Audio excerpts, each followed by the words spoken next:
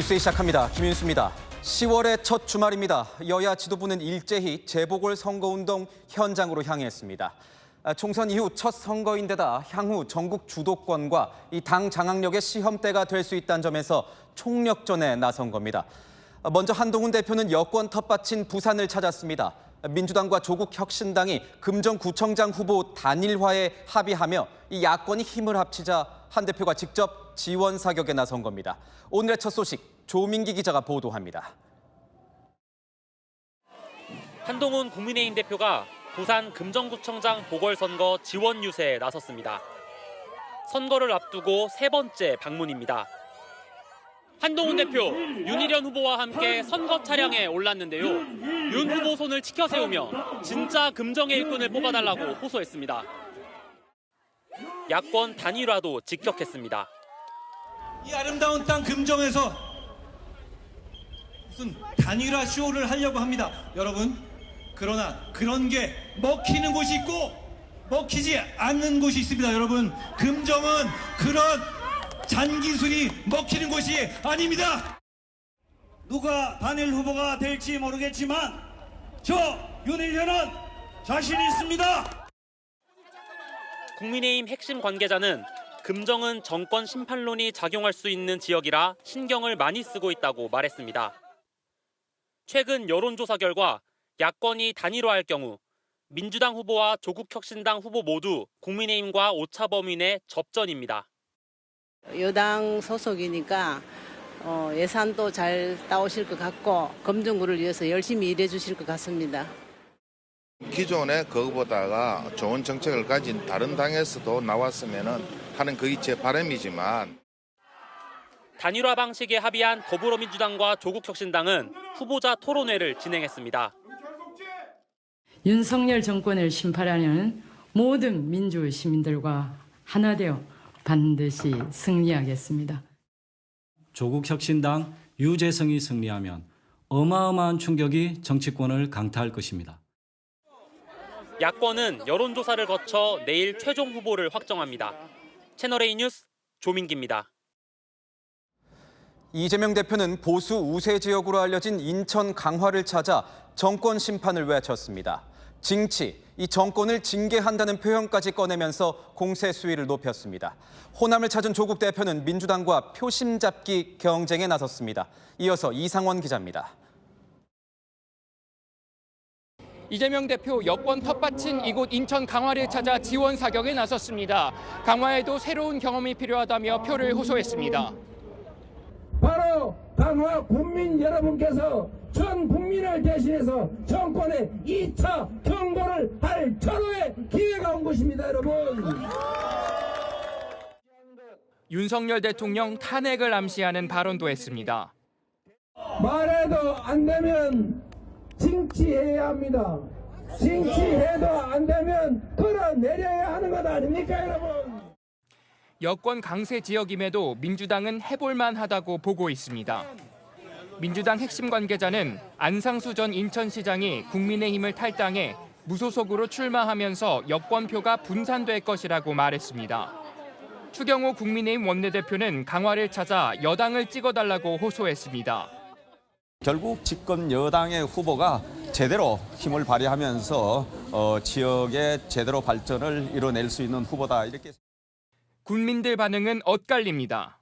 물은 고이면 썩거든요. 고여서 썩은 물 때문에 더 발전하지 못하지 않을까. 이번만큼은 꼭 민주당이 당선이 됐으면 좋겠다. 호남이 민주당이처럼 여기는 국힘입니다. 그래서 뭐 지지한다는 것보다 여기는 그냥 국힘이에요. 조국혁신당 대표는 전남 곡성을 찾아 민주당과 조국혁신당이 공정하게 경쟁해야 호남이 활성화된다고 강조했습니다. 채널A 뉴스 이상원입니다. 어제 김건희 여사 특검법이 본회의 재표결에서 부결되자 민주당은 더 센 특검법을 벼르고 있습니다. 3번, 4번 특검법을 계속 이어가다 보면 여권 내 균열이 더 커질 것이란 계산입니다. 이런 전략은 이재명 대표의 재판 일정과도 얽혀 있습니다. 유준 기자의 보도입니다. 더불어민주당이 모레 시작되는 국정감사에서 김건희 여사를 향한 총력전을 펼칩니다. 민주당 관계자는 국정감사 때 나온 추가 의혹을 더해 더 센 특검법을 조만간 발의할 것이라고 말했습니다. 김건희 특검법이 통과되고 공표될 때까지 우리는 계속 발의하고 추진하겠습니다. 표결 시기는 다음 달 이재명 대표의 1심 선고 전후가 될 것으로 보입니다. 여당에서 나온 것으로 추정되는 이탈표 4명도 주목했습니다. 윤종훈 원내대변인은 양심에 따라 표결해 주신 국민의힘 4분의 동료 의원께 박수를 보낸다고 치켜세웠습니다. 여당 내에서는 친한계를 중심으로 위기감이 터져나왔습니다. 김건희 여사에 대한 그 시중 여론이 갈수록 악화되고 있기 때문에 여당 의원들이 그거를 방어하는데도 점점 한계 상황으로 가는 거 아니냐. 친윤 추경호 원내대표는 단일 대우를 강조했습니다. 일부 의원들의 개인 의사 표출이 있었겠지만 전반적으로는 우리 당의 단일 대우 유지에는 큰 문제 없다 이렇게 생각합니다. 한 대표는 내일 친한계 의원 20여 명과 만찬을 갖습니다. 이 자리에서 김 여사 리스크에 대한 논의가 나올 전망입니다. 채널A 뉴스 유주은입니다.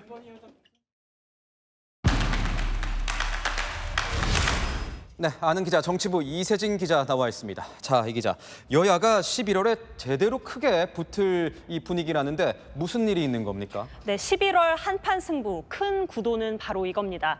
여당 이재명 대표 1심 결과에 주목하면서 사법 리스크 공격 끌어올리고요. 야당은 김건희 여사 특검 재추진 맞불을 놓는 겁니다. 11월 15일, 25일에 공직선거법 또 위증교사 사건 1심 선고 결과가 나오죠. 민주당은 이때 김 여사 특검법을 다시 본회의에 올려서 표결까지 하겠다고 벼르고 있죠. 여야가 상대의 약한 고리를 공격해서 적군의 분열을 노리고 안으로는 결속을 다지는 전략이 세게 맞부딪히게 되는 겁니다. 사활을 걸었다 이런 얘기까지 나오고 있던데 양측에게 뭐 꼭 이겨야 하는 이유랄 게 있습니까? 네, 먼저 민주당에게는 이재명 대표의 운명이 걸려 있습니다. 이번 11월은 1심 선고라 대법원 확정 판결까지는 시간이 많이 남았지만 공직선거법 재판에서 100만 원 이상이 선고되면 유력한 차기 야권 대선 후보로서의 지위가 흔들릴 수 있습니다. 그걸 방지하기 위해서 김 여사 특검법 통과에 화력을 집중하고 여차하면 탄핵 분위기까지 몰고 갈 수 있다라는 거죠. 여당은 꽉 막힌 전국의 반전이 절실합니다. 11월이면 대통령 임기도 후반기로 반환점을 돌고요. 한동훈 대표도 취임 100일을 넘어서게 됩니다. 이 대표가 1심에서 당선 무효형이 나오면 민주당 내부도 흔들 수 있고 국정 주도권을 가져올 수 있다고 보는 겁니다. 이번 달 같은 경우에는 국정감사가 있지 않습니까? 그런 만큼 11월을 앞두고 뭔가 전략들이 쏟아질 것 같습니다. 네, 올해 국감 내일 모레인 7일부터 다음 달 1일까지 일정인데요. 조만간 민주당은 더 센 김건희 여사 특검법을 재발의하겠다고 선언해둔 상태죠. 여야 모두 국감에서 빌드업을 벼르고 있습니다. 야당은 김 여사 심판본부라는 당내 기구까지 만들면서 의혹을 규명하겠다고 예고하고 있고요. 그러면 여론도 이제 불지펴질 것이다. 국민의힘 이탈표도 자극될 수 있다. 이렇게 기대하고 있습니다. 여당에서는 최근 이화영 전 부지사 녹취록에서 나온 내용이죠. 광장이라는 이 대표 지지 조직에 불법 정치 자금이 들어간 게 아니냐는 의혹 등을 파헤치려고 하고 있습니다. 1심 선고 앞둔 이 대표 사법 리스크를 최대한 부각시키겠다는 거죠. 이 대표에 대한 선고는 뭐 법원이 하는 거고 국회가 키를 쥔 게 이 김 여사 특검법 아니겠습니까? 어떻게 될 것 같습니까? 네, 여당에서는 계속해서 이탈표를 단속할 겁니다. 하지만 이탈표는 계속해서 증가하고 있죠. 지난 2월 0표였던 이탈표가 어제는 4표까지 늘어난 것으로 추정이 되니까요. 다음은 알 수가 없습니다. 특검법 통과를 위해서는 여당의 이탈표 8표가 필요하죠. 민주당은 4표는 확인이 됐다. 4표만 더 나오면 된다. 이런 반응이더라고요. 여당도 여론 부담을 신경 안 쓸 수가 없습니다.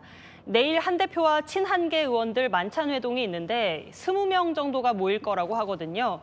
이 자리에서 대응 전략이 공유가 될지 봐야겠죠. 한 대표 측 특검은 반대 입장 명확하다라고 하는데요. 김 여사가 사과하고 여론을 잠재워야 된다는 이야기는 한 대표뿐 아니라 친윤계 또 중진 의원들로부터도 나오고 있어서 한동안 어수선한 분위기가 계속될 것도 같습니다. 그렇다면 이 대통령실은 어떻게 보고 있습니까? 이 사과 문제는 아직 고민 중인 겁니까? 네, 그렇습니다. 대통령실 관계자 다양한 의견을 듣고 있고 입장 변화는 없다라고 하더라고요. 또 한때 윤 대통령 멘토로 불려졌던 신평 변호사는 김 여사가 사과하게 되면 탄핵 정국의 트리거, 즉 방아쇠가 될 거다라고 했습니다. 여기서 사과하면 진짜 불이 붙을 수 있다는 거죠. 김 여사 내일 대통령 순방에도 동행할 예정인데요. 언론에 노출이 될수록 야권의 공세도 거세질 전망입니다. 네, 지금까지 아는 기자였습니다. 헤즈볼라에 대한 이스라엘의 공격이 거세지면서 레바논 정세가 급격히 악화됐습니다. 정부가 레바논에 군 수송기를 급파했고 오늘 낮 우리 교민과 가족들이 귀국했습니다. 38시간 동안 진행된 수송작전, 문예빈 기자가 취재했습니다. 레바논에 체류 중이던 우리 국민들이 군 수송기에 올라탑니다. 이스라엘과 헤즈볼라의 무력 충돌이 격화되면서 정부가 군 수송기를 급파해 귀국을 지원한 겁니다. 우리 공군은 여러분을 안전하게 대한민국까지 모실 수 있도록 최선을 다하겠습니다. 레바논에 체류 중이던 우리 국민과 가족 총 97명을 태운 수송기는 무박 38시간의 작전 끝에 어제 오후 레바논 베이루트 공항서 출발해 오늘 낮 12시 50분쯤 성남 서울공항에 착륙했습니다. 앞서 윤석열 대통령은 지난 2일 긴급 경제안보회의를 열어 우리 국민의 안전 철수를 지시했습니다. 이에 국방부는 300명의 인원을 태울 수 있는 다목적 수송기 KC-330과 짧은 활주로에서도 이착륙이 가능한 C-130J를 투입했습니다. 현지에서 공항을 통해서 나가기가 현재 상황에서 쉽지 않은 상황이었는데 안전하게 또 귀국하는데 또 여러분들 많은 수고에 또 감사드립니다. 이번 수송기 파견은 레바논에서 민간 항공편을 찾기 어렵다는 점을 고려했습니다. 이란과 이스라엘에는 정상적으로 항공편이 운영되고 있어 수송기는 투입되지 않았습니다. 고맙습니다. 국민 아저씨 우리를 살려줘서 고맙습니다. 사랑해요 국민 아저씨. 이번 철수 이후 레바논에 남아있는 한국인은 30여 명입니다. 정부는 중동 지역에 체류하고 있는 우리 국민의 상황을 면밀히 주시하며 안전 조치를 지속 강구해 나갈 예정입니다. 채널A 뉴스 문예빈입니다. 이스라엘의 공습에 친이란 무장단체 헤즈볼라 지휘부는 큰 타격을 입고 있습니다. 얼마 전 수장을 잃은 데 이어서 그 후계자마저 지하벙커 파괴용인 벙커버스터에 사망한 것으로 알려졌습니다. 마음만 먹으면 누구든 제거할 수 있는 능력을 과시하는 듯합니다. 강태현 기자입니다. 5년 만에 금요기도 설교에 등장한 이란의 최고 지도자 알리 하메네이. 수만 명이 운집한 앞에서 소총을 움켜쥐며 우리는 후퇴 않고 승리하겠다고 설교합니다. نظامی و سیاسی در وقت خود در هنگام خود انجام میگیرد کما اینکه انجام گرفت و در آینده هم اگر لازم شد باز انجام خواهد گرفت. 이에 맞서 이스라엘도 지난 3일부터 이틀간 레바논 수도 베이루트를 포함한 헤즈볼라 목표물 200여 곳에 대규모 공습을 퍼부었습니다. 베이루트 시내 중심가와 베이루트 국제공항 부근에서도 화염과 연기같이 솟는 모습이 목격됐습니다. CNN은 이 공격이 사망한 헤즈볼라 수장의 후계자로 거론되던 하셈 사피에딘을 제거하기 위해서였다고 보도했습니다. 이스라엘 국영방송 칸은 이스라엘군이 초대형 벙커버스터 폭탄을 투하했고 사피에딘의 생존 가능성은 낮다고 전했습니다. 지난달 헤즈볼라의 수장 나스랄라를 제거할 때 썼던 것과 같은 표적 공습 방법입니다. 이스라엘에게 제일 좋은 그림은 괴멸을 하는 거겠죠. 생각보다 굉장히 지금 이기는 게임을 하고 있잖아요. 최근 3주 동안 이어진 이스라엘의 대규모 공습으로 9,000명 안팎의 사상자가 발생한 것으로 전해졌습니다. 채널A 뉴스 강태현입니다. 버스에 탄 20대 여성이 이제 겨우 4살 된 아이를 무차별 폭행하고 함께 있던 할머니의 팔까지 깨문 사건이 알려지면서 논란이 일고 있습니다. 폭행을 당한 아이는 꿈에 도깨비가 나온다, 버스 타기 무섭다면서 여전히 공포감에 시달리고 있습니다. 홍진우 기자가 취재했습니다. 승객들로 붐비는 버스. 창가에 앉아있는 여성이 옆자리를 향해 주먹질을 합니다. 60대 할머니의 안겨있던 4살 손자입니다. 할머니가 항의하는데도 여성은 아이 얼굴을 수차례 더 때립니다. 팔을 들어막는 할머니를 깨무는가 하면 다른 승객들이 말리자 발길질을 합니다. 여성이 아이를 때린 이유, 아이 팔이 자신의 몸에 닿았다는 거였습니다.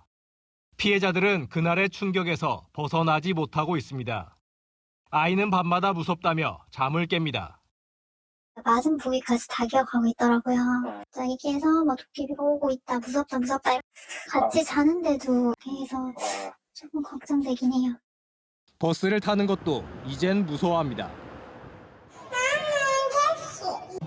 버스가 어차피 더 무서워. 왜? 몰라. 할머니는 팔을 다쳤지만 치료보단 손자 걱정이 더 큽니다. 손자를 못 지켰다는 자책감 탓에 일상생활도 어려울 정도입니다. 잠도 못 자시고 이제 아이가 폭력에 노출된 것 자체가 본인 탓인 것 같다고 자책인 거죠. 본인 상처 이런 거는 병원 치료도 잘 안 받으시려고 하는데. 경찰은 아이와 할머니를 폭행한 20대 여성을 상해 등 혐의로 입건했습니다. 여성은 분노 조절 장애가 있다고 밝힌 것으로 알려집니다. 이제 약간 뺨을 때리는 식으로 그렇게 얘기를 합니다. 병원 치료 받고 있는지 그런 것도 일단 조사해봐야 되고. 경찰은 다음 주 가해 여성을 조사할 예정입니다.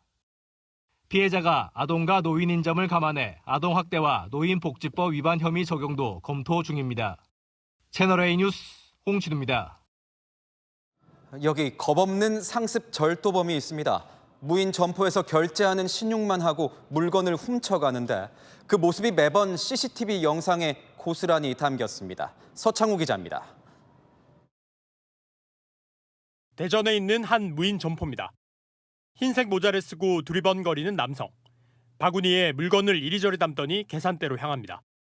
음료수를 하나씩 차례대로 바코드에 찍는 듯하다 물건을 그대로 비닐봉투에 담습니다.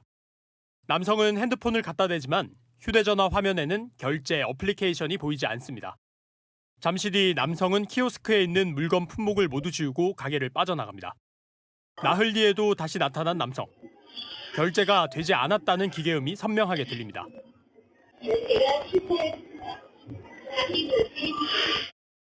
이 점포 사장이 확인한 피해만 모두 8건, 약 40만 원 정도입니다. 취소시킨 다음에 이제 카드 결제하는 것처럼 휴대폰을 딱 대고서 그러고서 그냥 가는 거니까. 절도 신고를 접수한 경찰은 남성의 신원 파악에 나섰습니다. 오늘 오전 경기 이천에선 다세대 주택에 불이 났습니다. 소방당국은 펌프차 등을 투입해 20여 분 만에 불을 껐습니다. 이 불로 인명피해는 없었지만 미처 빠져나오지 못한 주민 2명이 구조됐습니다. 경찰과 소방당국은 4층 집안에 있던 전동 킥보드에서 불이 난 것으로 보고 정확한 화재 원인을 조사하고 있습니다. 채널A 뉴스 서창우입니다. 지난달 숙소를 무단 이탈한 뒤 잠적했던 필리핀 가사관리사 2명이 부산에서 검거됐습니다. 추가 이탈을 막기 위해서 야간 통금을 없애기로 했습니다. 김민환 기자의 단독 보도입니다. 지난달 15일 서울 역삼동 숙소를 나와 잠적한 필리핀 가사관리사 2명이 어젯밤 7시쯤 붙잡혔습니다. 숙소를 무단 이탈한 지 19일 만입니다. 교통카드 기록과 CCTV 영상, 은행 출금 내역 등을 추적한 끝에 부산의 한 숙박업소에서 검거됐습니다. 이들은 이곳에서 불법 취업을 한 혐의를 받고 있습니다. 법무부 관계자는 취업 허가를 받지 않은 업소에 취업했다면 불법 취업이라며 이탈 사유 등을 조사해 출입국 관리법 위반 혐의가 확인되면 강제 출국 대상이라고 밝혔습니다. 시범 사업 한 달이 지났지만 24개 가정이 변심 등의 이유로 서비스를 취소하는 등 필리핀 가사관리사를 둘러싼 잡음이 끊이지 않고 있습니다. 여기에 가사관리사들의 불만도 쌓여갔습니다. I think we should have this freedom to decide how we're going to spend our time. I hope that this curfew personally will be at least extended until 12 a.m. 논란이 불거지자 고용노동부와 서울시는 오후 10시 통행 금지를 없애고 귀가 여부와 인원을 확인하지 않기로 했다고 설명했습니다. 또 월급을 나누어 받는 것이 좋다는 가사관리사 30여 명의 의견을 받아들여 희망하는 사람에 한해서 월급을 2번으로 나누어 지급하기로 했습니다. 채널A 뉴스 김민환입니다. 분양을 앞둔 서울 강남의 한 아파트가 논란이 되고 있습니다. 신혼 부부와 생애 최초 특별 공급으로 나온 아파트 분양가가 국민평형 기준으로 22억 원에 달하면서 부모 찬스, 금수저 특혜란 뒷말이 무성합니다. 이준성 기자입니다. 내년 8월 완공 예정인 강남의 한 아파트 공사 현장입니다. 다음 주 월요일부터 신혼부부를 대상으로 총 13가구의 특별 공급이 시작됩니다. 국민평형 84제곱미터짜리 분양가가 22억 원에 책정됐습니다. 3.3제곱미터당 6,500만 원을 넘습니다. 신혼부부 특별 공급은 신청 가능한 소득 기준이 있는데요. 당첨된다 해도 강력한 대출 규제에 높은 분양가를 감당할 수 없어 무색한 정책이란 비판이 나옵니다. 이 아파트의 신혼부부 특별 공급 소득 기준은 맞벌이 기준 월 소득 840만 원 이하입니다. 부부가 한 푼도 쓰지 않고 22년을 모아야 겨우 분양가를 맞출 수 있는 셈입니다. 금수저 혜택이란 지적이 나오는 이유입니다. 말은 서민들을 위한 제도다라고 해놓고 실질적으로는 완전히 부자들, 부모를 둔 사람들만 혜택을 볼 수 있는 제도죠. 0.12% 특별한 사람들을 위한 제도죠. 과연 저 집을 자기만의 힘으로 마련할 수 있을까? 신혼부부들 대상으로 실수요자를 얼마나 이렇게 확보할 수 있을지는 장담을 못할 것 같아요. 전문가들은 무주택자의 내 집 마련을 위한 특별 공급 취지가 변질되고 있다며 다각화된 개선책이 시급하다고 조언합니다. 채널A 뉴스 이준성입니다.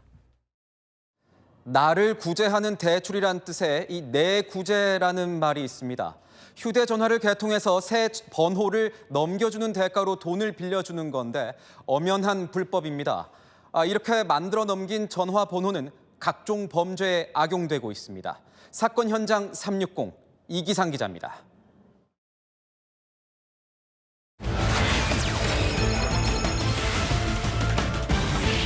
휴대폰에 넣으면 이렇게 전화번호를 부여하는 유심 칩입니다. 한 사람이 여러 개를 개통할 수 있어 유심을 사고 팔기도 하는데요. 주인을 떠난 번호가 범죄에 이용되면 수백만 원을 벌려다 수억 원대 보이스피싱 피의자가 되기도 합니다. 내구재로 알려진 불법 대출 현장을 추적해봤습니다.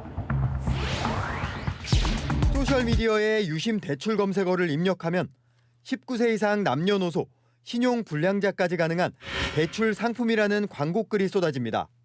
직접 연락해보니 유심 개통 대가로 6만 원에서 8만 원을 주겠다고 합니다.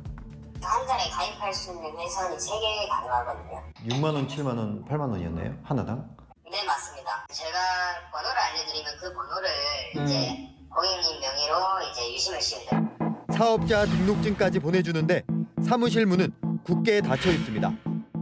통신? 통신은 거기 맞은편 저기. 거기 같은데. 거기 항상 장난했던데. 거기서 사람들이 없을 것 같은데. 유심과 함께 휴대폰 단말기까지 요구하는 휴대폰 깡 대출도 있습니다. 아이폰 16 프로맥스 1테라 추가가 245만 원 정도 하고요. 우리가 매입하는 가격이 150도씩 됩니다. 할부로 갚는 거죠. 개통한 번호를 범죄에 이용하지 않겠다고 안심시키기도 하지만 보통은 이렇게 고객님들이랑 이렇게 전화 받을 때만 사용을 하거든요. 이제 문의 받을 때 뭐 이제 사용하고 그럴 때 말고는 잘 사용을 안 합니다. 텔레그램에는 이렇게 확보한 번호들을 보이스피싱 업자에게 40만 원에서 50만 원에 팔겠다는 글이 수두룩합니다. 5개 정도 돼요. 핸드폰은 자기들이 정한 최신 폰으로 개통을 하고 이제 저는 120만 원을 받았고 선물 유심을 7개 했습니다. 전부 다 보이스피싱에 이용됐어요. 사건은 지금 현재 구상금 청구가 있고 2억 8천만 원을 지금 지급하라고 나와 있는데 그것도 보이스피싱에 연루돼서 3천만 원의 피해가 나왔어요. 경찰도 관련 조직을 검거하는 등 수사에 열을 올리지만 불법적으로 개통되는 번호는 해마다 늘고 있는 상황. 통장보다 훨씬 더 이 통신기기가 그런 문제가 발생할 수 있는 다양한 요인들이 있는데 그런 어떤 불법적인 어떤 구조를 막을 수 있는 가장 최전선이 개통을 할 수 있는 어떤 구조 자체를 좀 힘들게 하는 것들이 필요하지 않나.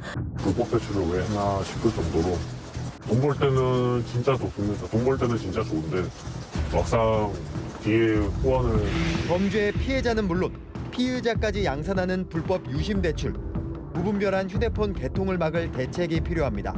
사건 현장 360 이기상입니다. 우리 군이 북한 김정은에게 엄중한 메시지를 보냈습니다. 김정은이 윤석열 대통령 실명까지 거론하며 이 각종 비난을 퍼부은 데 대해서 우리 군의 목표는 오직 김정은 한 명이라고 단호하게 경고했습니다. 김용성 기자입니다. 우리 군이 이례적으로 김정은 위원장 개인을 향해 우리의 목표라고 밝혔습니다. 합동참모본부는 우리 군의 전략적 군사적 목표는 북한 주민이 아닌 김정은 위원장 단 하나라며 김정은의 안위를 직접적으로 위협했습니다. 최근 북한은 윤석열 대통령을 원색적으로 비난하고 핵으로 공격하겠다며 위협했습니다.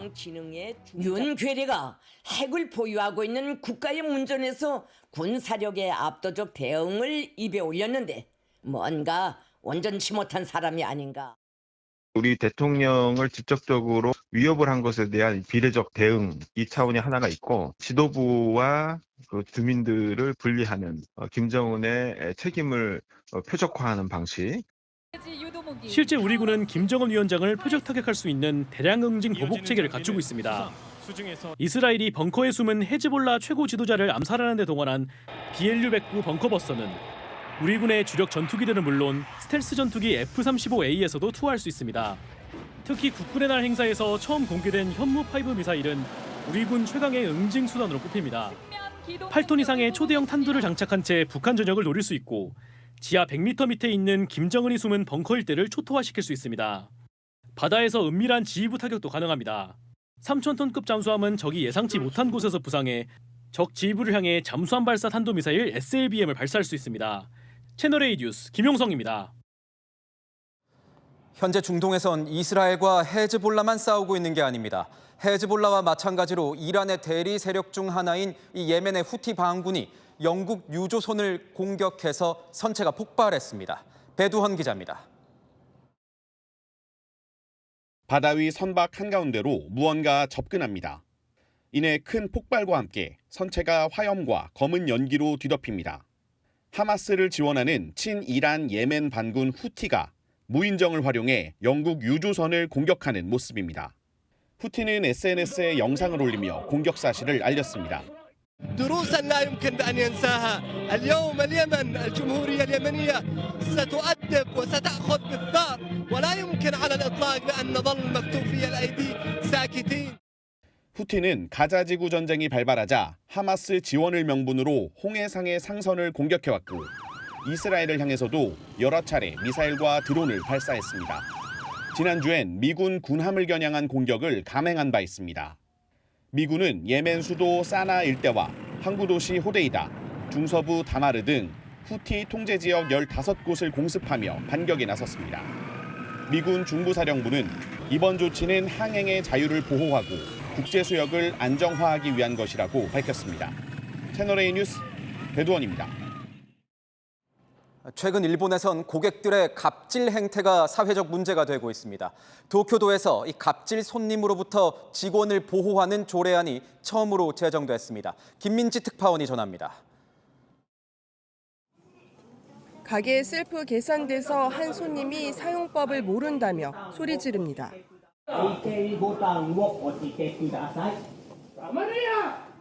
버스 안에서도 한 승객이 운전수에 시비를 겁니다.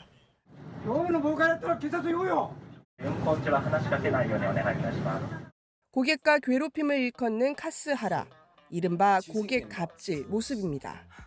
일본의 한 설문조사에 따르면 고객 갑질로 피해본 근로자는 2명 중 1명이었고 이 중 폭언이 가장 많았습니다. 사회적 파장이 커지자 일본 지자체 중 처음 도쿄도에서 고객 갑질을 방지하는 조례를 만들었습니다. 고객 갑질을 직원을 현저하게 괴롭히는 행위로 보고 고객과 사업자 등 책무로 대응하도록 규정한 겁니다. カスハラで心を病んでですね、もうやめますというような状況になった。どのようなにして軽減ができるのか、このガイドラインに盛り込めればと思っております。で実際に僕も対応することあるんですけれども、対応してもらえるとありがたい。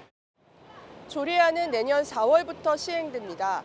고객에 대한 벌칙이 없는 게 한계지만 사회적 분위기 형성으로 고객 갑질을 방지할 수 있을지 주목됩니다. 도쿄에서 채널A 뉴스 김민지입니다. 열왕열왕 시작하겠습니다. 정치부 안보겸 기자 나왔습니다. 첫 번째 주제 보겠습니다. 한동훈 국민의힘 대표의 얼굴이 보이는데 무슨 화법을 말하는 겁니까? 바로 깐족 화법입니다. 더불어민주당 한 대표가 깐족 화법을 구사하고 있다고 지적했는데요.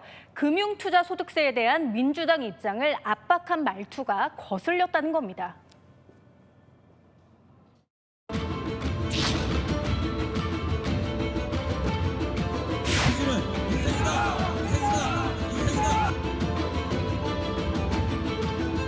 더불어민주당 조금만 더 힘내주십시오.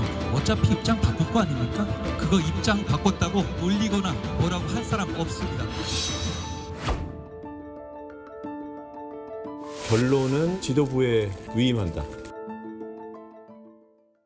들어보니까 아직도 이 금투세에 대한 어떤 입장을 정하지 못한 민주당을 비아냥댄 거군요. 네, 맞습니다. 민주당 어제 의원총회를 열고 금투세에 대한 의견을 나눴거든요.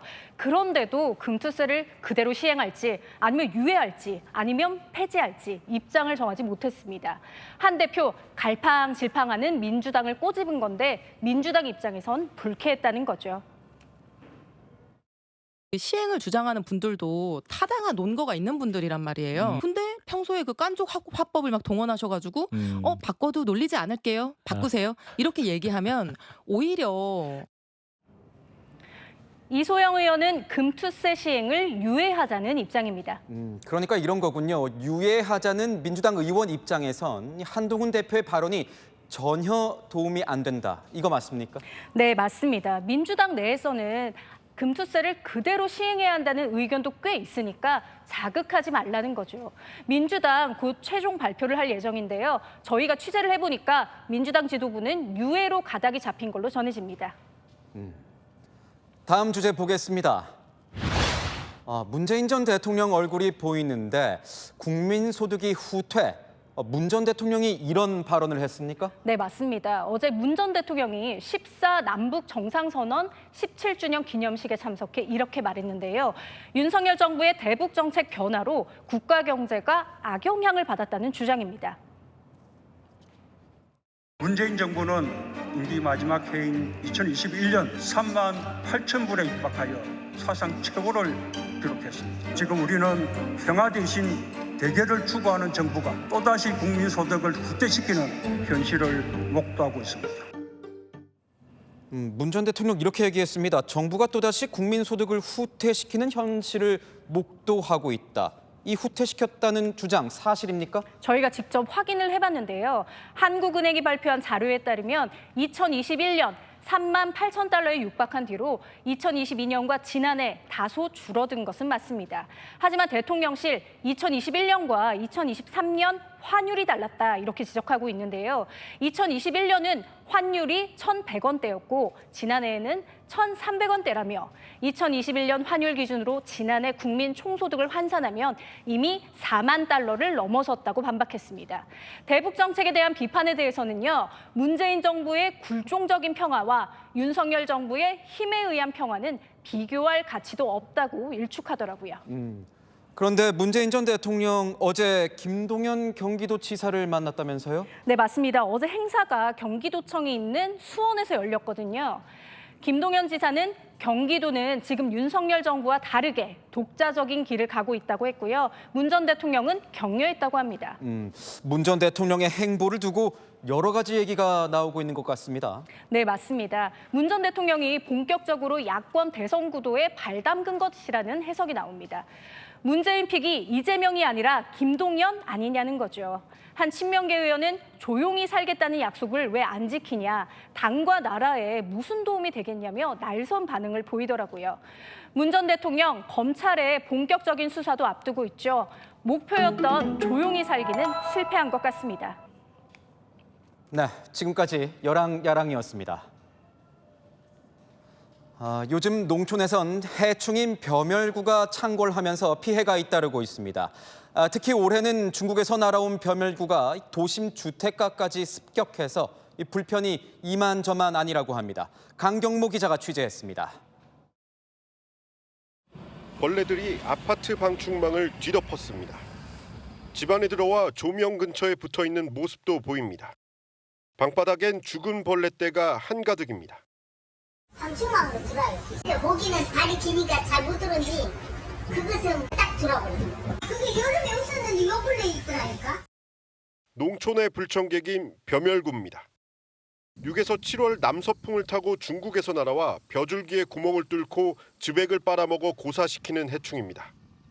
보통 날씨가 선선해지는 9월쯤 대부분 사라졌지만 올해는 무더위로 9월까지 개체수가 급격히 늘면서 도심까지 몰려든 겁니다. 태풍 온다고 그러고 할 때 며칠 전에 이제 바람 좀 세게 불었잖아요. 주변 가까운 도심이나 이런 데로 충분히 날아올 수 있죠. SNS와 온라인 커뮤니티에도 목격담과 피해를 호소하는 글들이 잇따르고 있습니다. 빛을 보고 몰려드는 습성 탓에 문 한 번 제대로 못 연다고 하소연합니다. 문을 못 열고 또 손님들이 막 몸에 막 달라붙고 막 하니까 좀 많이 장사하는데 좀 지장이 좀 많았죠. 아무리 그렇게 뿌리고 해도 안 죽더라고요. 그 다음 날 또 나오고. 전문가들은 최근 기온이 떨어진 만큼 벼멸구는 곧 사라질 것으로 보고 있습니다. 다만 긴 폭염이 지속된 올해 같은 날씨가 반복되면 비슷한 상황은 또 발생할 수 있다고 내다봤습니다. 채널A 뉴스 강경모입니다. 네, 현재 서울 한강에선 이제 막 불꽃 축제가 시작됐습니다. 일부 도로를 통제하고 인파 관리용 드론까지 띄웠는데 경찰은 초긴장 상태입니다. 100만 명 넘게 모일 것으로 예상되는데 축제 현장은 오전부터 인파가 몰려들었습니다. 최다함 기자의 보도입니다. 불꽃 축제가 열리는 여의도 한강공원 인근. 관람객들이 우르르 몰려가고 곳곳에 빨간 경광봉을 든 안전요원과 경찰관이 바쁘게 움직입니다. 지하철 출입구에서도 사람들이 몰려 나옵니다. 축제 5시간 전부터 여의도 한강공원은 인파로 가득 찼습니다. 경찰은 서울 세계 불꽃 축제에 100만 명이 넘는 인파가 몰린 것으로 추산하고 있습니다. 경찰은 축제 시간 5시간 전부터 여의동로를 전면 통제했고 인근 도로도 부분 통제했습니다. 서울시도 교통 통행량을 파악하고 인파를 관리하기 위해 드론을 5차례 이상 띄워 대비에 나섰습니다. 불꽃 축제 장소로부터 500m가량 떨어진 도로입니다. 안전요원들이 멀리서부터 이 경광봉을 들고 일찌감치 도로 통제를 시작하면서 예년처럼 차량이 길게 늘어서는 풍경은 볼 수 없었습니다.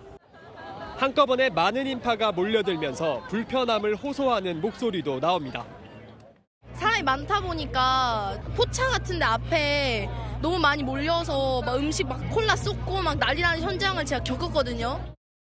이제 갑자기 이제 전철역으로 모일 때 그때가 실은 겁이 나요. 어떻게 해야 되나. 끝나고 갈 때 어두워졌을 때 어떻게 해야 되나 걱정을 이제 안고.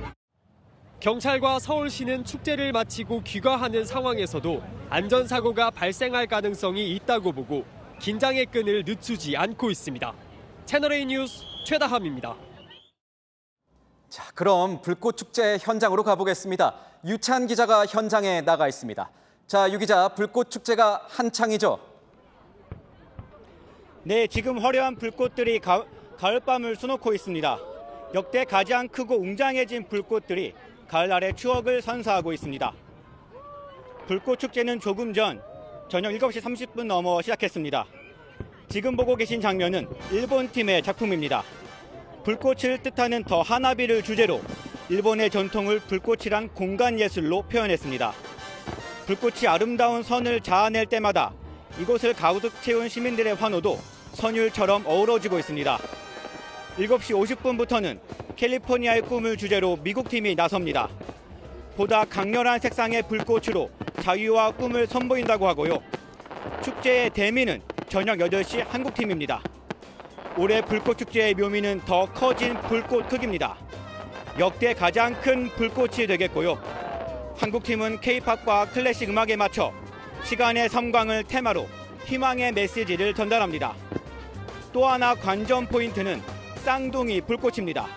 많은 사람들이 더 멀리서 더 잘 볼 수 있도록 두 개의 불꽃이 동시에 피어오릅니다. 위치는 기존 63빌딩 부근과 이번에는 마포대교와 원효대교 사이에서도 불꽃이 터집니다.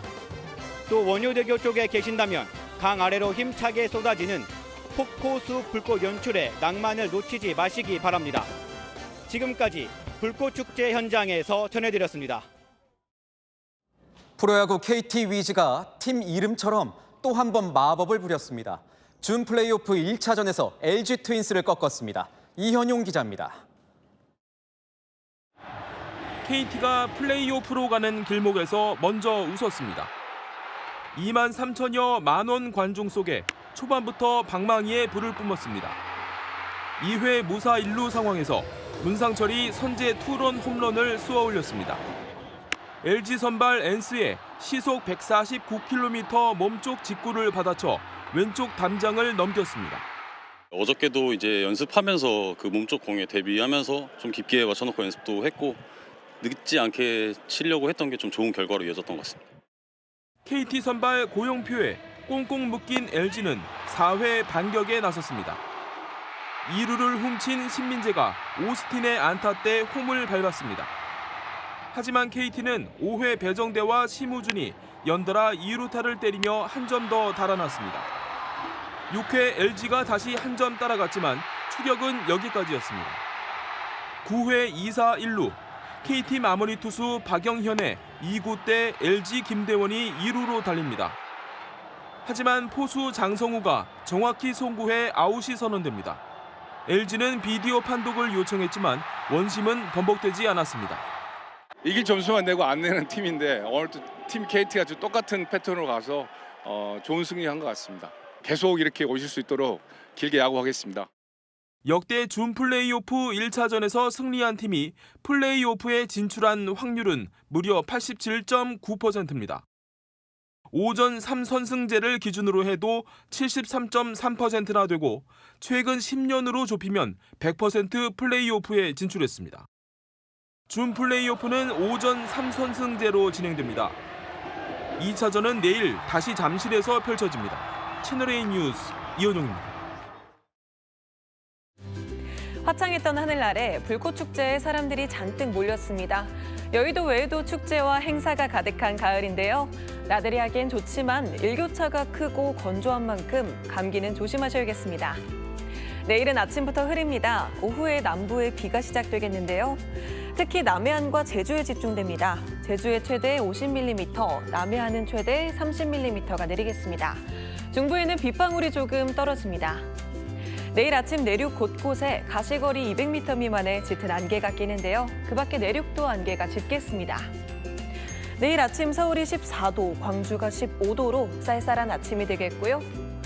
한낮에는 서울과 대전 21도, 광주 22도로 오늘보다 2에서 3도 정도 떨어집니다. 내일 남부의 비는 모레까지 이어집니다. 날씨였습니다. 서울 여의도에는 지금 100만 명이 넘는 인파가 몰려 있습니다. 가을밤의 화려한 불꽃쇼, 더 좋은 자리에서 보고 싶은 마음 누구나 마찬가지일 겁니다. 이럴 때일수록 잊지 말아야 할 것, 안전사고 예방입니다. 마침표 찍겠습니다. 안전, 또 안전. 뉴스에이 마칩니다. 고맙습니다.